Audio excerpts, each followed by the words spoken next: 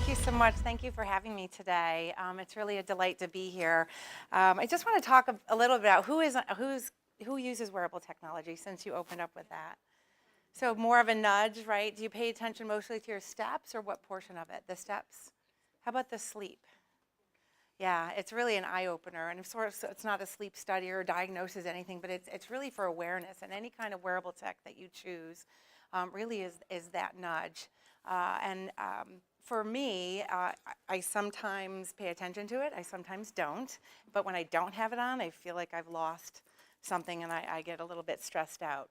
And speaking of stress, there's a human and a fiscal cost to stress, and we'll talk a little bit today about the performance triad, the tenets being sleep, activity, nutrition, and how we're trying to change really the health of the Army. So sprinkled in is a lot, hopefully, that you can take away today, but a little bit of what we're doing in the Army. And our former Surgeon General, who just retired, and our current Surgeon General, they both know the relationship to health and readiness, what we talk about being ready in the Army, ready to go where and when soldiers are asked to go. And there's a tremendous cost to soldiers who are not fit and ready, and certainly their families. The World Health Organization talks about stress being a health epidemic of the 21st century. So I'm really happy that you're here today. You've made an investment in yourself, and thank you. And hopefully I will share things again with you that you can take away today. And what qualifies me to be here is I'm stressed out every day. I work full time. My husband's transitioning from the Army after a 24-year career as a pilot. I have a 6-year-old and a 10-year-old, so one in pull-ups at night, and he's going to come to all of you with a box of them in about 12 years if he chooses American.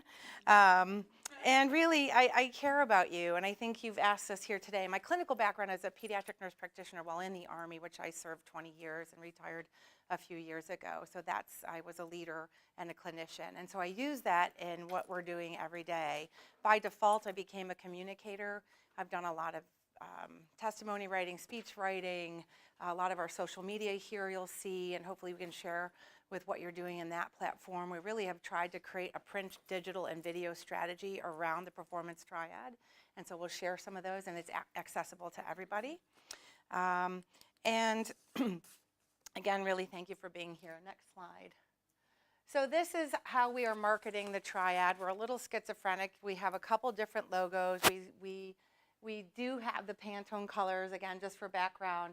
And then here, professional soldier athlete, here it's not a game. Professional athletes certainly take their game seriously, but when a soldier goes to war, it's serious business. So again, trying to relate to that demographic, which really is the 18 to 20 somethings, which you probably all can relate to on your campus, or you might be in that demographic, right? And then U.S. Army. We really, from the Surgeon General's office, just for a little laundry, when things are medical or associated with medical, we're seen as a little bit of the outside, although we're part of the Army. So we did everything we could when we were talking about this to relate to Army, and we were kind of the Oz behind the screen. So that's just a little background noise. This is the why. And so the former Surgeon General, and currently our Surgeon General, who just changed about 4 months ago, so she's kind of come up with her priorities, but we're still hanging on to our former, which seemed to be carrying over. The why really is system for health. 4 years ago, the Surgeon General asked us to move from a healthcare system to a system for health. And over the last 4 years, what has emerged are three kind of focus areas in the system for health. Performance triad, so life fueled by sleep, activity, nutrition, and readiness, health readiness. The delivery of health, and really healthy environments. And we'll touch a little bit about what we're doing and trying to change the environment, because you can wear your wearable tech, you can get your 7 to 9 hours of sleep at night, you can be eating as healthy as you can, but if all your choices around you are only vending machines that you're kind of like, what's the last result? What is the least evil that I can pick? Or you're an energy drink drinker, or you like supplements, those kind of things.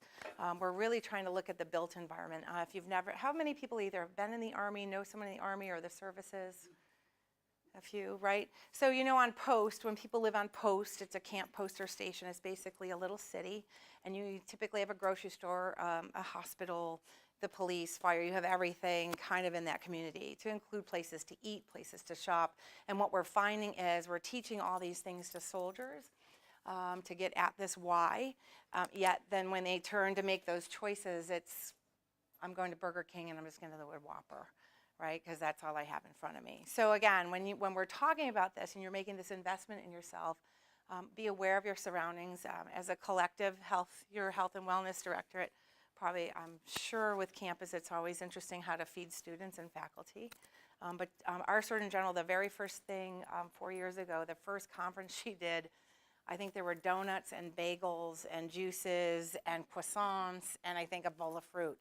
And she was kind of like, wait a minute.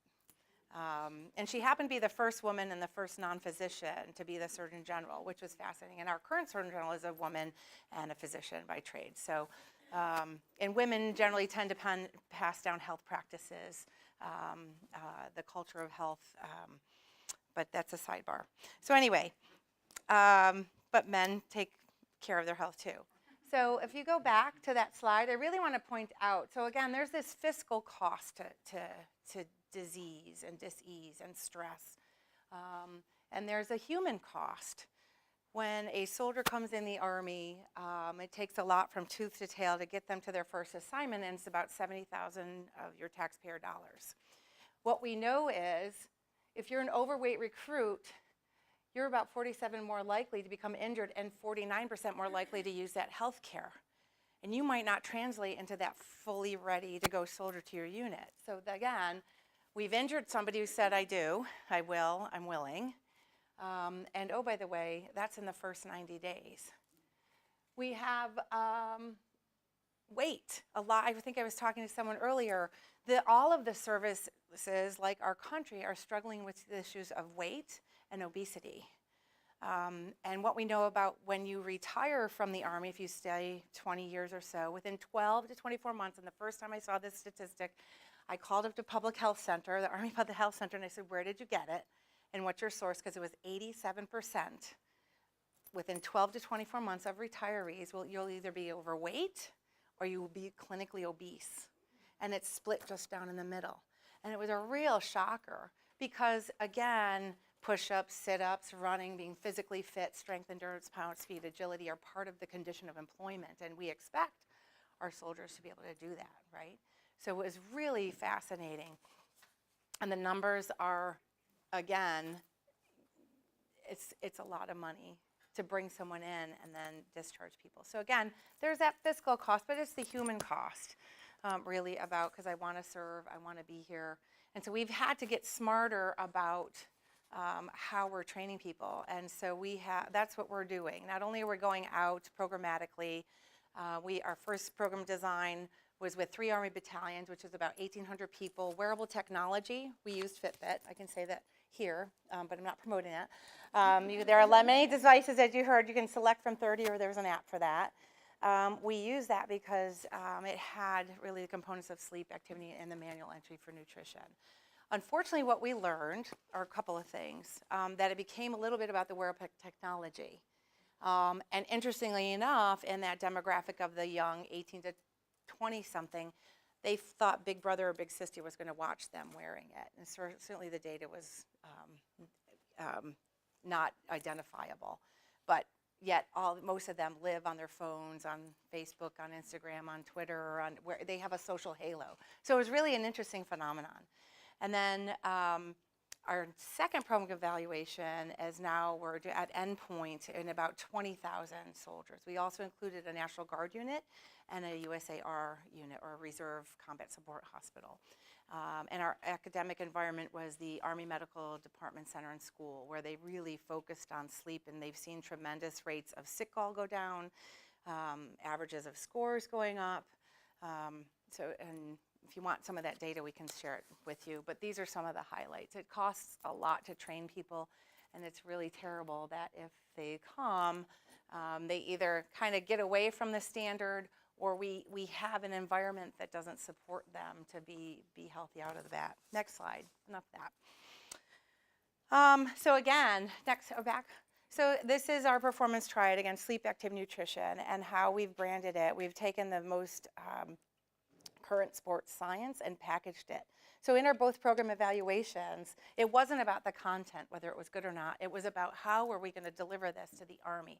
How are we going to prove that A, there's a why, B, there's a how that we're determining, and C, does wearable tech have a place in that? Because to actually supply, like I get my uniform, my boots, my canteen, and a device, was in the billions of dollars, as you can imagine. So we didn't get justification for that the first time around. They said, here's $7 million and go try it again, versus about $400 billion.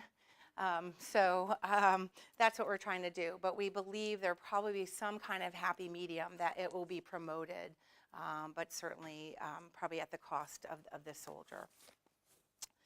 Next slide. So this is just how we like to connect everything. I know we're going to really focus on sleep today. I have a little bit about activity and nutrition. However, we believe sleep is the game changer, and the literature is really showing that. The neuroscience is showing that, the neuroplasticity of the brain, what's happening at night. And again, when you sleep and you get that 7 to 9 hours, it increases your memory, it increases learning, you decrease, for us, or anybody really, your musculoskeletal injury risk, because you're well rested. And it really is this notion of housekeeping at night. You can see we have little people up there clearing and cleaning. And I think American University, you guys hosted Are You Fully Charged, which talked a little bit about Tom Rath's work, and we probably adapted from him. Eat, Move, I think it was Eat, Move, and Sleep was his first work, and Are You Fully Charged, this notion of mindfulness, which we also kind of have a toe in the water, but we won't go there today. So that notion of sleep does the body good, right? I think your grandmother or an aunt or your grandfather or whoever said get your sleep tonight, it's better to go to bed and wake up rested. There's also the notion that we're learning the last thing you really study at night is the first thing your memory will recall in the morning. So it's fascinating. We've hosted brain health consortiums. We've brought together folks from industry, government, and the academic arena to really talk about what does brain health mean and cognitive function and kind of the left of the boom. Over the last 15 years of war, we've done very well identifying post-traumatic stress. You know, it's comorbid a lot of times with a traumatic brain injury, but there's really this clear separation. So we've done a lot on traumatic brain injury care and understanding that, but we're really trying to back that up and say what's happening on this side before you get there. Again, with activity, those endorphins, you go for a run, a walk. I'm into kickboxing lately. If in my lifetime I've spent thousands of dollars on diets and equipment and videos and I don't know, you name it. I have personal trainers, I've done it. And something about that has clicked for me. I don't know if it's punch in the bag. I don't know what it is, but find your it, right? Find your it. And does anyone know we have a number. We usually put up numbers, and the number 21 has significance as it relates to sleep, activity, nutrition. And what that is, it's the average person spends 21 hours a day out of 24 either lying down, which you need to, that's 7 or 8, so we'll take that off for sleep, right? Or sit. And so sitting is considered the new smoking, right? That's really been promoted through public health channels. So you can do that vigorous workout all day long. You can be really motivated, but if at the end of the day, after your workout, you're still at let's say 4,000 steps, and part of my job is sedentary, so I really have to remind myself to get up and walk, and we'll do walking meetings, or people stop by the desk and I'm like, okay, let's go for a walk. And sometimes it's talking about nothing, and that's okay, because you need that break from the screen, or you need that break from that thought process. And when sometimes you come back, you feel like I can look at that problem differently, or I can look at that as an opportunity, right? And it's just really disengaging.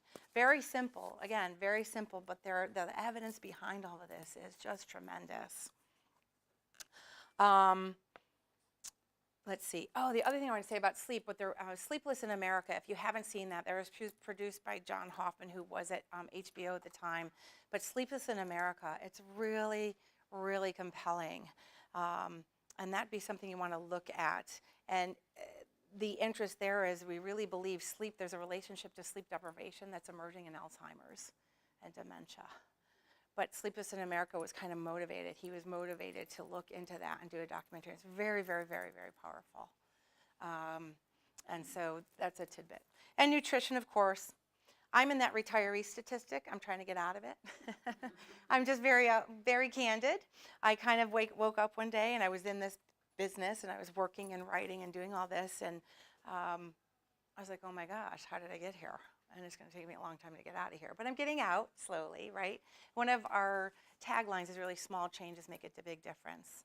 So just those little things, that's what we're trying to teach soldiers. And the interesting thing with soldiers is everyone thinks like, take your orders and I'm going to go charge up that hill. But soldiers, like your students, like they're fairly more sophisticated, or they have a reach that maybe wasn't there. I mean, unless you spent hours and hours in the library. I mean, I think I just read a statistic that 92% of people in a meeting will Google that if something comes up, right?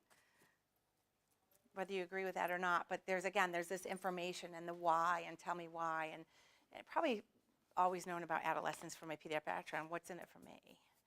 Why is this important? Don't tell me to eat a vegetable or fruit. Tell me to eat a green bean and what that's going to do for me to make me better, right? So that's some of that sophistication. Next slide. This is the McKinsey wheel, and we adapted that. That was in 2014, and of course, what we're talking about is readiness. Again, this is the Army part, and what we need soldiers to be is ready, and we need their families to be ready too. People go under a tremendous amount of stress when a soldier deploys, as you can imagine. Our family went through 3, almost 4 deployments. I retired out of Walter Reed as the Deputy Chief of Staff, so it felt a little schizophrenic. We got casualties every Tuesday, Friday, and Sunday, and sometimes 72 hours from their point of injury. So you can imagine the resilience that you need just to kind of do that every day. So we talk about leadership. One of the great things that we are learning, and it's emerging from this program evaluation, is leadership matters. Don't tell me to sleep, and then you're the commanders that's staying till 11 o'clock at night, getting 3 hours, and then coming in, right? And we're really trying to reach our lower level soldiers who really, it's where the rubber meets the road. Our squad leaders, our platoon sergeants, our first sergeants, if they buy in, and they're slowly buying in, our crusty sergeants major, some of them the light bulb's finally going on. They're seeing decreases in disciplinary problems, decreases in injury. We have a lot of really fascinating personal vignettes, but again, the data isn't significant to say we've changed the world in 2 6-month program evaluations. It just wasn't going to happen, but we're changing it degree by degree, and leadership matters. We're not known to be agile as the Army, as an institution, but that's something we're learning to be in this world that's complex and changes daily. And so you need people to be able to do that. And the policies and processes, we're actually helping mission commanders, so that's sometimes at the 2 and 3 star level, write sleep policy, lights out in the barracks. What's called CQ is, if you ever have done CQ, you basically have to stay up for 24 hours. Not anything really new in the healthcare world. Sometimes you have periods of time that you're just up. But what we're finding is they'd be up all night, they'd get in their car, and they'd drive home. And so we're having people say, well, maybe you can sleep on CQ, right? Just be there and be alert and be awake if that phone rings. So again, changing cultures, you all know, is very difficult. And we're not known for our agility. Realistic training, and then this whole self-development and personal goals. Next slide. So here are our targets. So we had to start somewhere. And when I was helping to bring folks together and really say, what is this going to be out? And they said, hey, Ryan, we want a 26-week communication plan. Like, okay, what does that mean? And then so for our first program evaluation, we had SMEs in the room, sleep, activity, nutrition. They had working groups behind them. We had other experts in the room. And I remember turning and just saying, if you had only 2 things from your body of evidence that you communicated, and that kind of is in the literature and is really the criteria that most people are following, what are those 2 things you would want to communicate that could change someone's life? And so that's a little bit of the evolution of these. They're very simplistic, yet reams of science behind them. Our current boss, she's wonderful, Colonel Deidre Tahan. She's a physical therapist, a PhD, I think she has 2 doctorates, a couple masters. Anyway, I think we have 3 activity targets because of her physical background. But anyway, we were 6 and now 7. And I always like to say to people, particularly in health and wellness and talking to you guys, sometimes this feels like, I don't want to hear another thing about a diet, and don't tell me to eat half a plate of fruit and vegetables. Like, don't tell me about caloric intake, and like, oh my gosh, how would I ever get here? Sometimes sleep is the easiest gift you can give yourself starting tonight. And when I was a clinician, I used to tell parents, just 15 minutes, try backing up routine 15 minutes. I'm not asking for 3 hours. I get it, laundry, homework, feed, bathe, I get all that. But just back 15 minutes up, and that's the easiest way into kind of a health and wellness conversation, and it's something you can do that's pretty easy. And again, we recommend a room that's dark, temperature that's cool, electronics out of the bedroom, which we got the TV out of our bedroom about 18 months ago, and it's been transformative. I still have my phone because it has my alarm, but I really try to disconnect. They recommend 30 to 60 minutes prior to bedtime, just disconnecting. That's also important for our eyes, what we're learning about the eyes and screen time. Again, getting up 10 minutes every hour or just moving every hour, and that also will help protect your eye health. So that's a little bit that. The plus goals from our first program evaluation, it was a phenomenon. So we had 10,000 steps, American Heart Association get those steps. We had soldiers getting 15, 18, 20,000 steps. So we had a little bit of the cohort backing down because they were good soldiers, because they were told to step 10,000 a day. So they didn't really, they were trying to back it down. So that's a little bit of the evolution of the plus goals, because it's okay to get more steps than not. Next slide. I'm at 20? Okay, great. For the sports fanatics in the room or fans, sleep, as you can see, some of these top performers, the amounts and averages of time, it's almost a little dirty secret, but people are I think Tom Brady, whether you like the Patriots or not, he even talked about during the season getting 10 to 12 hours and sometimes going to a hotel just to unplug and get away. Although he's back in the news, so probably not the greatest example. I would say, if you look at Tiger Woods and where he ended up in life and probably maybe some of his judgment, he was very proud of the fact of getting 4 to 5 hours a night. So again, we have some really high performers here, and don't mean to pick on him. We have a couple generals that were relieved, and they were wearing that macho badge of, I'm a soldier, I don't need sleep. I'm a commander, and I've been sleeping 4 hours a night for the last 25 years. Well, maybe you would, and you're that successful, maybe you would have been that more successful, right? So that's just a little bit of that. Next. If you could play this video. Part of the strategy, again, we have books. We are promoting our app, so anybody can download it, and you'll find most of our materials there. And I'll stop. And this is one of our family module videos talking about sleep.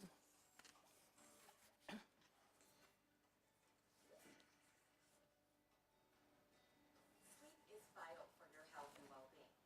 Healthy sleep allows you to excel mentally and physically, and it's critical for sustaining the brain's capabilities needed to be successful and happy at home, work, school, and everywhere in between. During sleep, the brain goes to work clearing and organizing information taken in during the day. Sleep helps the brain form memories and process new information. It also helps the brain work efficiently by restoring, repairing, and growing new brain connections and dealing with stress. Sleep is essential for a healthy life. You can't simply train your brain to function with less sleep. There aren't shortcuts for sleep either, such as caffeine. The only way for your brain to function optimally is to get the recommended amount of sleep. The more sleep you get, the more mentally sharp you'll be. Did you know that individuals who routinely get 5 hours of sleep each day, 5 or more days in a row, perform much like a person with a blood alcohol content level greater than 0.08? That is the legal alcohol limit in all states. Start aiming for more sleep every night if this is you. Sleep debt occurs when you get less sleep than you need. You can only recover recent sleep loss, which is less than 3 months, by making up any missed hours when possible, such as the weekend.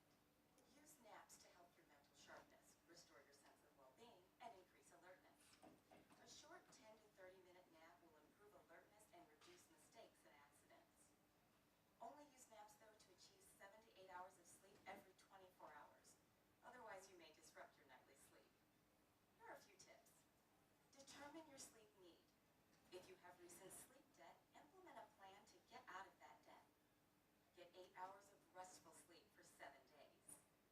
For 1 week, use a sleep diary to log your bedtime routine and hours of sleep. Quality sleep. It gives you the mental edge. Small changes can make a big difference. Consider one of these targets to achieve your SMART goal this week.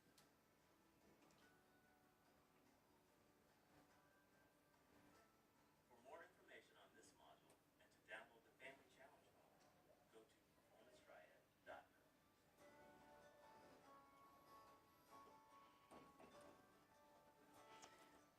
So on our Performance Triad YouTube channel, if you go to playlists, we have 25 modules that mirror our actual modules for family members and 25 for soldiers. And we have videos for each. So there's an introductory plus 24. So again, trying to reach people where they want to be met and with the information. Next slide. So we certainly recommend 7 to 9 hours. Most people, there's a very small percentage of the population that can get 5 hours or less sleep a night. Just it's not physically, logically possible. And how do you feel when you're not getting enough sleep? Anybody want to participate? When you wake up and you're just, oh. So more emotional? Anyone else? More irritable, impatient? Me this morning with my 2 children. I'm getting them out the door. Confessional. Anyone else? Grumpy, just always feel like you're playing catch up. And so that's when it's important, if you can, and this from our sleep SMEs, who most of them are psychologists, or actually we have some physicians in our sleep group who do sleep medicine. I mean, these are some of the things that they recommend if people are coming to see them, if they're having problems with insomnia, if they're, these are different techniques that they use if you're in that one-on-one setting with them. So again, just making it natural and more normal. And, I always know, like, when I need more sleep, I just think about when I wake up that next morning, how good I feel. But life gets in the way a little bit. But as long as you try to focus on it and you really aim for that, and your wearable tech, if you do that, can make you more aware. And that's one of the nice things about that. Next. Certainly you just saw the statistic in the video, and again, we highlight that in a soldier video. And when the first time the Surgeon General went out, we had her at Fort Bragg, which is the home of the 18th Airborne Corps and the 82nd Airborne Division. Kind of, if it's not happening at Bragg, it's not happening in the Army. It's a very macho, we're at the tip of the spear environment, and there was a sea of colonels and crusty old sergeants major and some generals, and we got her up there, and that was one of the first things she talked about. And after they heard that, because she had said, would you ever allow a soldier in formation drunk? And the answer was like, well, no. And so she gave that statistic, and they started to lean in and kind of, we didn't want her to come off as preachy or very nursey, all those things. It was just a leader to leader, and just kind of like, well, this is our wake-up call because you're at a strategic thinking level and you need your sleep at night. Certainly the testosterone levels, when we talk to soldiers, this relates to them. It's that, they're invincible. When they're young particularly, and this always gets some chuckles, but at least gets them waking up, pardon the pun, and kind of interested in the material. And there should be an apostrophe there. We know that, but that's somebody who didn't get enough sleep. They missed that. Again, we talked about this. There's a cost, this fiscal and human cost to not sleeping. If you look at Chernobyl, Exxon Valdez, a lot of big accidents, they're sleep-related or sleep deprivation. I think in the Washington Post there's stories about Chernobyl 30 years later today, which is heartbreaking from a public health and just a human perspective. And again, we connect with the Division of Sleep Medicine at Harvard with our Brain Health Consortium and some of our material here. But sleep, which can add to your stress, it's at a cost. So just want you to think about how you could get more sleep. Next. And again, here's what it does to your immune function. Again, less than 6 hours of sleep per night, more than 30%, you're at risk for all of these. And this we know for sure. And again, Alzheimer's is emerging as one of those risks. Next. Again, just wanted to put here effects of stress on the body, mood, blood pressure, immune system, those kind of GI issues. Again, loss of libido, sperm production for men, period pain for women, aches and pains, lower bone density. So it just doesn't do anybody good. So sleep, walking, eating. Next slide. If you can play this, this is going to be a demonstration of micro sleep. And unfortunately, it's kind of scary what can happen in 20 seconds.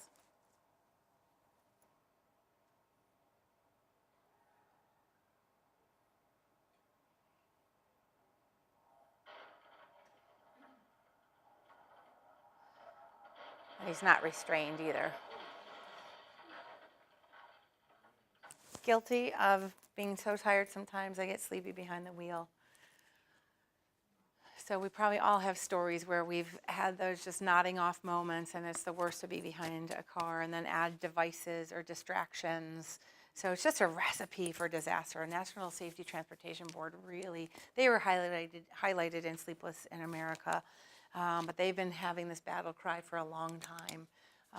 Certainly we see things with, I think there are trucking regulations and certain hours people can work. The American Medical Association, there are certainly time frames that residents can only stay awake for so long now. But that's emerged over time. So think how good we can be if we all spent a little more time, I think. Yeah, again, changes in the brain, the emotional brain, it's a prefrontal amygdala disconnect. Okay, next. I show this slide here because we have a supplement culture and an energy drink culture in the Army. And we're trying to get people to understand that water is probably your first and foremost best choice, right? Filtered water. Stay away from the plastic, try to get a non-BPA, all those good things. But if you're drinking water, great. Caffeine, though, soldiers will say, well, if I'm in an operational environment, which actually means I'm deployed, sleep's nice, but I don't always get it. So we've worked with the Walter Reed Army Institute of Research, and we have caffeine dosing. And you can actually dose throughout the day. If you go to bed at 9 o'clock at night, then 3 o'clock is the last time that you should have caffeine, because we know it clears. Again, cut caffeine out 6 hours before bedtime is one of our targets. So caffeine isn't bad, it's just when you have it. And then we have Operation Supplement Safety, which is through the Human Performance Resource Center. Anyone can go on that. So if you buy something off the shelf, more than likely you put that in, it'll give it a kind of a grade, and it'll tell you what's in it, what's good and what's not, which is really an incredible resource. Again, 6 hours before, great, but the best thing is food, fueling with food, and then just watching your caffeine intake. And then we're not going to get into the whole sugar conversation today, obviously. But we have Stay Alert gum that it's caffeine gum. It tastes horrible, but some soldiers like it. And people will use that in a deployed environment. And in our soldier modules, we'll talk about sleep banking, sleeping in an operational environment, all those things. So we relate to that combat readiness. Next slide. Talk a little bit about activity. Certainly you can see the professional soldier athletes, the tactical athlete. We're trying to get this invincible population to think of themselves in this way. And they really want the Army to treat them this way. That's some of the feedback we're getting qualitatively. Next. Talked about this, the health benefits. We talked about the additional steps. Increases your lifespan, mental well-being. Next slide. Young soldiers doing what soldiers do. Getting out there, and again, aerobic capacity is very important, but it's as important as endurance and as speed and agility and the operational environments we are in. You could be handing out pencils, helping a school at one corner, the next corner you're kind of watching out, and the next corner you're taking fire or returning fire. In that same, so it's a really complex environment. Next slide. You got to be a little fast. These are the strength training. These are core, strengthening your core. The 7 essential. You'll see some literature talking about that, or the 8 essential movements. Nutrition. We use USDA. We recommend the My Plate, half a plate of fruits and vegetables. We talk about refueling. We have food carts now kind of outside of PT, and people are grabbing bananas and chocolate milk. And our boss really likes to talk about chocolate milk and a banana, a great mixture of carb and protein, 30 to 60 minutes after. And in some of our modules, we tell you what you can do 4 hours, 3 hours, 2 hours, 1 hour before. But there are some great choices out there, and they're portable. It doesn't have to be complicated. Next. Certainly, Strive for 5 was 3 years ago, was really kind of being pushed. Our registered dietitians in our Army Nutrition program kind of stomped on their feet and said, no, we want to say 8 is great. Kind of go with 8 is great to remember for sleep. A little bit of a connection there. But what we understood about soldiers was and is if they were averaging 4 to 5 fruits and vegetables a week, not a day.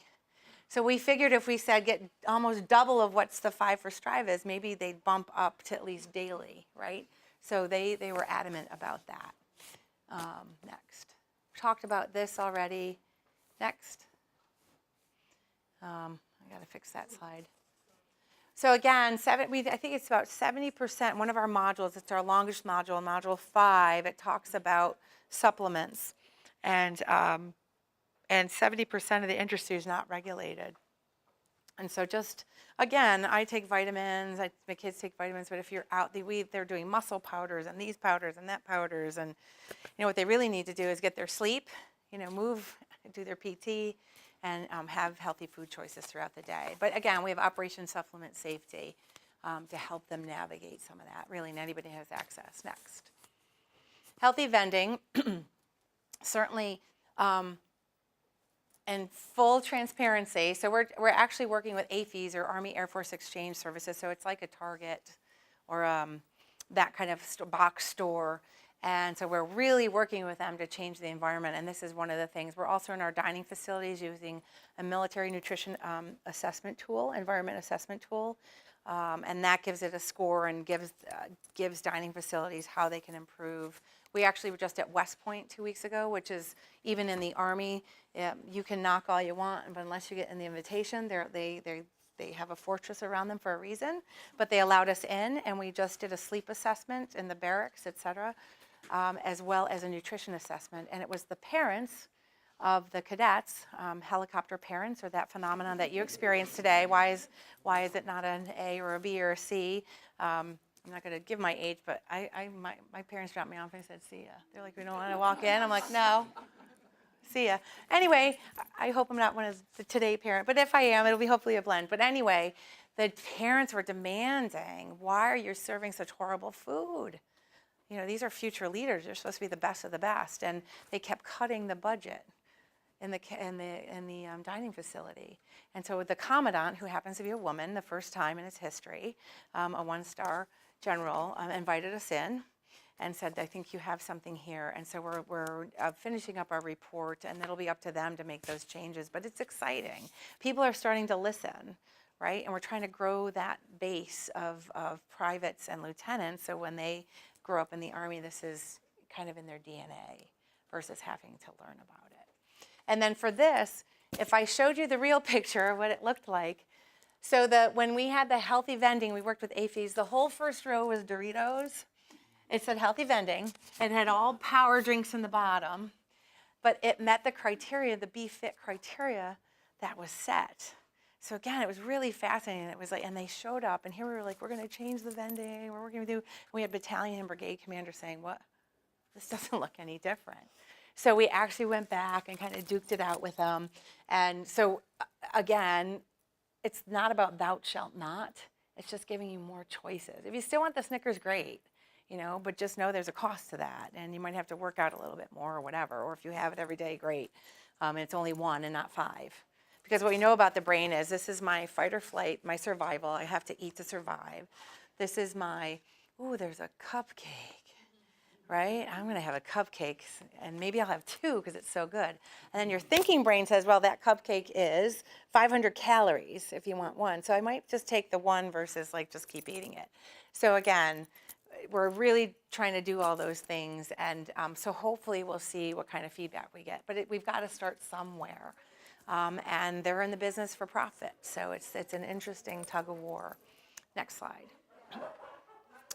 Go for Green was piloted and now throughout the Department of Defense. And so when I walk in a dining facility, a lot of inconsistency, as you can imagine, in implementation, but we're working on that to brand it better and help people in those dining facilities gauge this. And it's red, amber, green. You know, have more green, maybe some yellow. You might not want to eat red every day. This is our dining facility at the Army Community Hospital at Fort Campbell, Kentucky, 101st Airborne. And what they did when you first walked in, I was just there after the changes, you walked in and it was the dessert bar. And so they had great dessert sales, and the salads were tucked in the corner. So there was a bold registered dietitian who said, oh, no, no, no. And it says no money, so it was design architecture, right? And it was no cost. It was just switching this out. The revolt happened when they took all sugar beverages away, and they only offered unsweet tea, and that was in Kentucky, as you can manage. They were pitchforks and, flames, but the sales of salads went up 24%. Dessert sales went down like 17%. If I'm a meal card holder, so the Army gives me a meal card, and I can go eat anywhere on post, they still have unsugared beverages that are free, but if you want that bottle of Coke, you're going to pay me for it, even though you're a meal card holder. I'm not going to have, you're not going to have it. So again, these simple things, and soldiers are really wanting it. I think we've done a good job talking about it. So, but we're not everywhere. It's not everywhere. But slowly but surely, these things start to change the culture. Next slide. This is our app. These are all real people. The voice that you heard about the targets, that's our Command Sergeant Major, Pigford. He really does look like that. When we were, and then we have some public health scientists, these young ladies here, as well as this gentleman here, and then you have a soldier here. She's our registered dietitian, Major Beth Bellinger, and she is actually phenomenal. And then we have our Sergeant First Class Mrugla, who's in our operations. And what we did, and again, to get a little bit into our materials, I know we're running out of time, we wanted a cross between Gotham City and reality, because we knew we really wanted to engage with that base. And some of our products for family members, though, look like family members. So you can see yourself everywhere. And then, again, you can download the app, and a lot of this information is there. Next. These are some of our products. Again, we have a print and digital and video strategy, and I think we're kind of figuring out what that really means. It's blended learning. I want some of them in my phone. I'm of the ilk, I have to touch some things. I like to write things down. And then we have the video space where I was fortunate enough to ask for money, be the executive producer, and from soup to nuts, we created 66 videos in about 4.5 months, which was kind of nuts, but I think a great. The Triangle Creation Kit, that's based on Sheryl Sandberg's Lean In Circles. And if you go to her website, she says adapt, use, take, whatever you want. And it's really to create small group settings. And we have what's called family readiness groups, or small groups of people that get together, usually spouses. And so anyone with a shared goal, if I know you run 10Ks and I've never run one and you're willing to work with me, we use SMART goals, and there's ways you can meet, and there's suggestions for all those things. So we have, and that's on our app as well. All these are in print, but we're trying to get away from that because of the cost. Next. As you know, if something's misspelled or whatever, and you've printed 50,000, you're just stuck with that misspelling. Where in our app we can change it immediately. It's actually Adobe Digital Publishing is the Oz. We have a big social media presence. We publish a monthly calendar, which people really like, and it has those nudges in messaging. What we're finding in our feedback is people want more data versus like, feel good, go for a walk. Again, tell me why it's good for me a little bit, but in that compact space, it's sometimes hard to message that. I think we build out our Facebook and tweets months in advance, and we try to keep that fresh. Our Flipboard, if you're not familiar, probably with Flipboard, Performance Triad is the page, and so all of our SMEs, we go through the literature, and you'll find a lot of updated information there on current sports science, most of all. Next. There's an app for that. We certainly know that some physicians say they're prescribing more apps than they are medicine, and I think people are hungry for that. People want to feel cared about in those environments. And again, most of these are from the T2 center out. These are DoD produced, although these are not, obviously. We've just come out with CookPad, and so we have vetted, our registered dietitians have vetted, right now we're up to about 100 recipes, very simple. We have a cookbook on our app. We have, soldiers say, well, I'm in the barracks, and kind of like a dorm room. I don't have anything, I can't cook, I'm just going to order another pizza.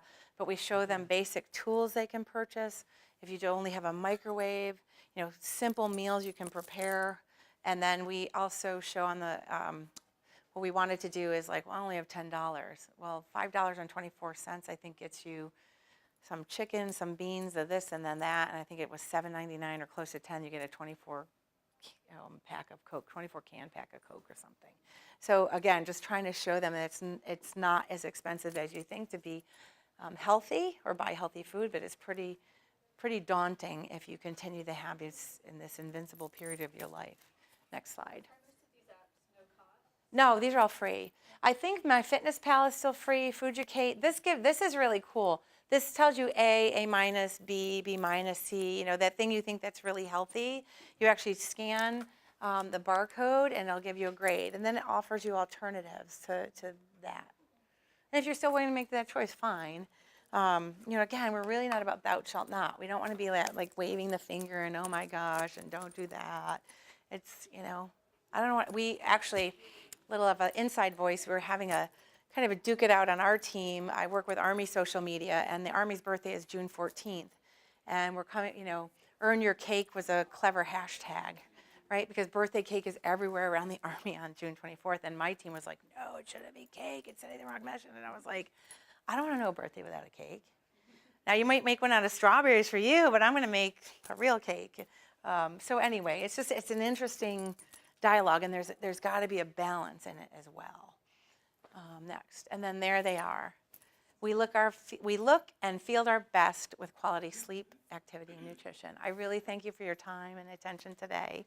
I know I was doing a little more speaking, but I'm here for questions. I don't have to get to the airport till about 3 o'clock. So, but I really, really appreciate your time and attention. And if I can be of service or of help to you, please let me know. But I know you have a great wellness directorate here as well, and this is our second time back, so thank you for that, and I wish you a great end of the semester and a wonderful summer. Thank you.